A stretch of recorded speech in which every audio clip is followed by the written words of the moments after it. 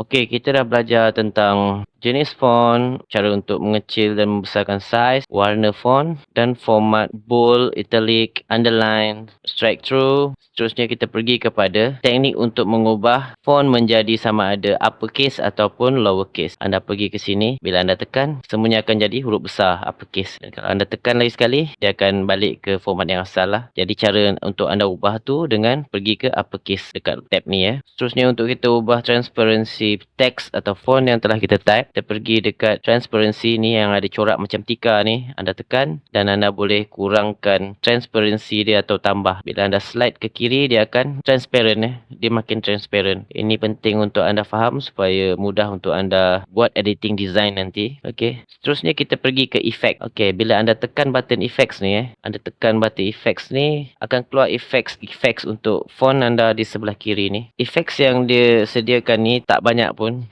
tapi memadailah untuk design di dalam Canva ni. Anda boleh tengok dan anda boleh tekan, cuba satu-satu, tekan shadow ni ya. Anda boleh lihat ada shadow kat situ dan di bawah ni ada option dia. Untuk setiap satu effect fonts ni ada option di kat bawah ni. Anda boleh try eksperimen kat sini sampai anda dapat effects yang anda inginkan dalam design anda. Begitu juga kalau anda pergi ke leaf ni ya. Dekat leaf ni dia ada intensity saja. Anda boleh tengok effects kepada fonts tu berubah ya. Jadi kalau anda nak balik ke font yang asal, anda pergi ke none yang first ni. So anda tengok dekat sini hollow. Kalau tekan hollow macam ni dia jadi. Ni anda boleh ubah ketebalan dia, thickness di sini. Itu juga splice. Outline ni akan buatkan font anda ada garis di luar ni. Dan anda boleh ubah ketebalan outline tu. Nak macam ni ke. Biasanya orang gunakan ni untuk membezakan font dengan latar belakang. Kalau latar belakang dia tu terlampau banyak warna.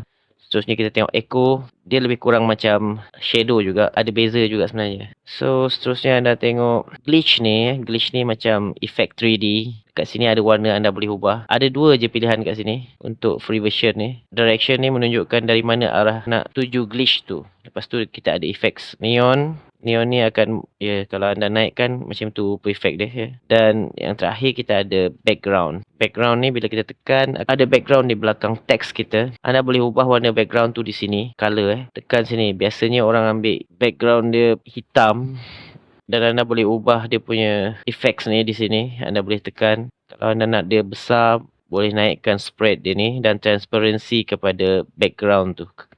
Ya. Okey.